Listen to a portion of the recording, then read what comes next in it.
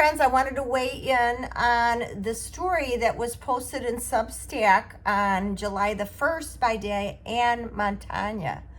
She is a very trusted source of Vatican news. This has to do with her article stating, I'll read you the headline. It says, exclusive official Vatican report exposes major cracks in foundation of Traditionis Custodes.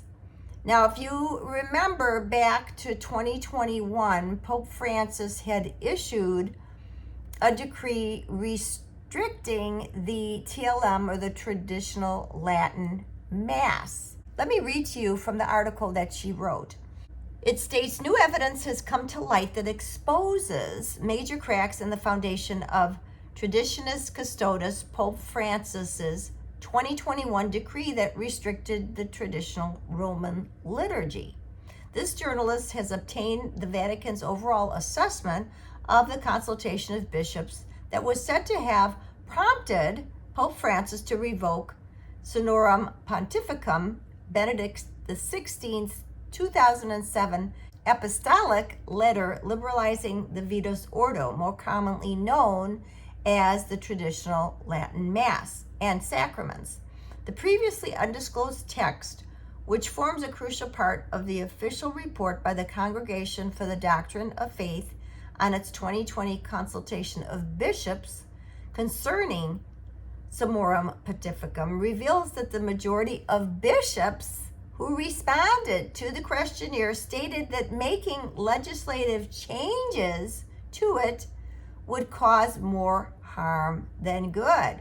So when on July 16, 2021, Pope Francis said in response to the questionnaire, it revealed a situation that preoccupies and saddens me and persuades me of the need to intervene.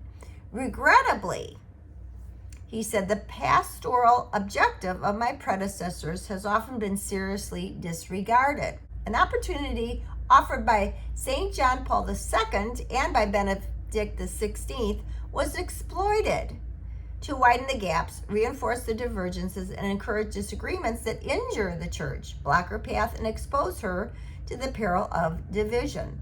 He told the bishops that he was constrained by their requests to revoke not only Sonorium Pontificum, but all the norms, instructions, permissions, and customs that preceded his new decree. However, what the Vatican's overall assessment reveals is that the gaps, divergences, and disagreements stem more from a level of nescience, prejudice, and resistance of a minority of bishops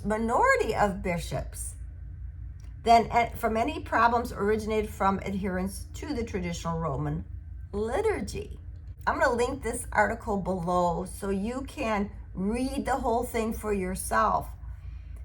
But it is a major concern, because even if you're one that goes to the Novus Ordo, and I attend mostly the Novus Ordo, but I grew up going to Catholic school. We had daily Mass, and the Masses were in Latin. So I grew up with the exposure of the traditional Latin Mass and its beauty and its sacredness and the reverence. So I feel that there's no reason why the Mass can't be open to both forms of liturgy. And the reason why is expressed also in the responses from the bishops that responded to this questionnaire that Pope Francis wanted them to fill out to get their feedback. So I wanted to read you a couple of responses from the bishops. The majority of bishops, get this, who implemented Summorum Pontificum expressed satisfaction with it. Conversely, the report found that the majority of bishops who responded to the questionnaire and who have generously and intelligently implemented the MP Sonorium Pontificum ultimately express satisfaction with it. It adds that in places where the clergy have closely cooperated with the bishop, the situation has become completely pacified. Furthermore, the report found that the bishops most attuned to this matter observe that the older form of the liturgy is a treasure of the church to be safeguarded and preserved. It constitutes a good to find unity with the past, to know how to advance along a path of coherent development and progress, and to meet as far as possible the needs of these faithful. And there happens to be a very vibrant TLM parish not too far, so I'm able to go to masses there, and I see the church is completely packed, and especially with young people and people with young children, big families. So we need to foster that. We need to foster that growth. They're the future of the church, so they should have both forms available to them. And of course, we see that Pope Leo, and it's really encouraging to see that he is fostering the use of Gregorian chant and masses in Latin, and learning how to sing in Latin, sing the prayers in Latin. That's very encouraging for us who want to see the church flourish and grow. And if young people are really drawn to the TLM masses, why in the world would we put a squash to it? So why would we want to send the young people away, the converts that are coming because they're thirsting for meaning in their faith? They're thirsting for the beauty and the sacredness. Listen to this. The report confirmed attraction of young people to the older form of liturgy.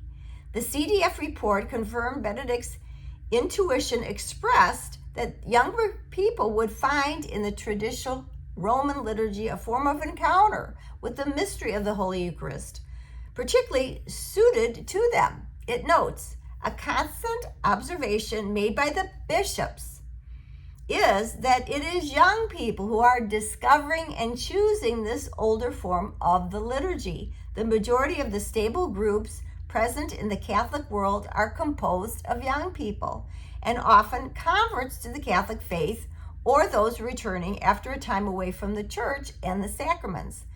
They are drawn by the sacredness, seriousness, and solemnity of the liturgy. What strikes them most, also amid a society that is excessively noisy and verbose, is the rediscovery of silence within sacred actions, the restrained and essential words, preaching that is faithful to the church's doctrine, the beauty of liturgical chant. Again, Pope Leo, sing with the Pope. I don't know if you've seen the fact that the Pope wants us to really learn the prayers in Latin and singing them in Latin and engaging that. And it goes on to say, and the dignity of the celebration, a seamless whole that is deeply attractive.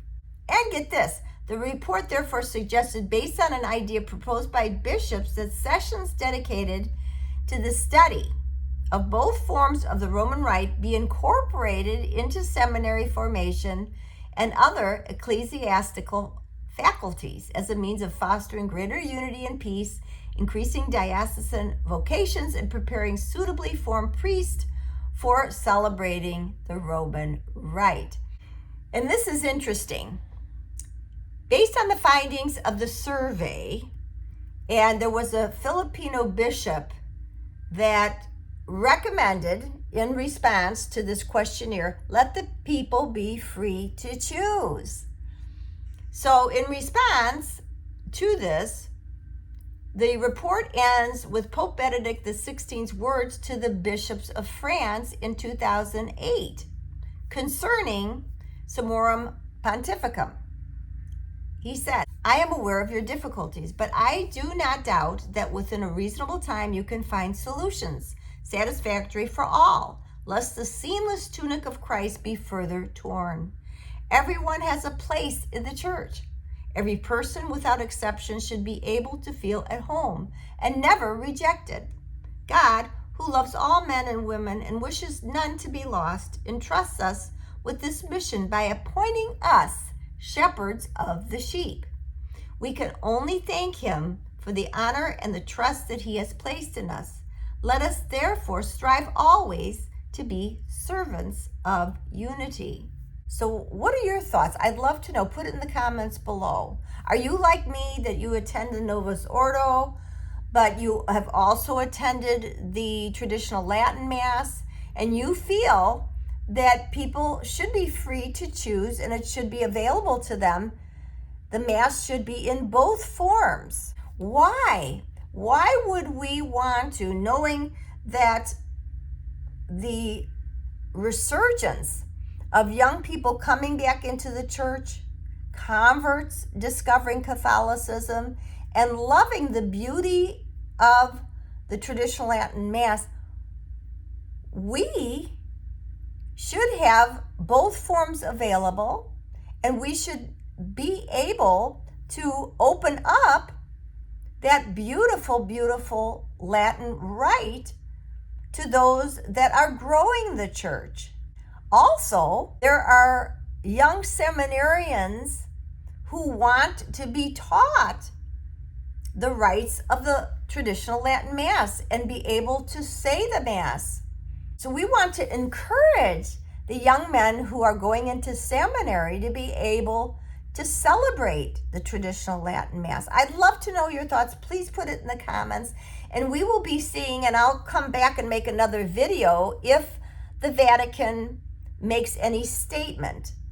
So far, with the release of this information, we have not heard anything from the Vatican. They haven't made any statement, but I'm sure that's going to be to come. And if there's any future developments, I'll pop on and make a video for you. So I hope you are well. God bless you, and I'll see you in the next video.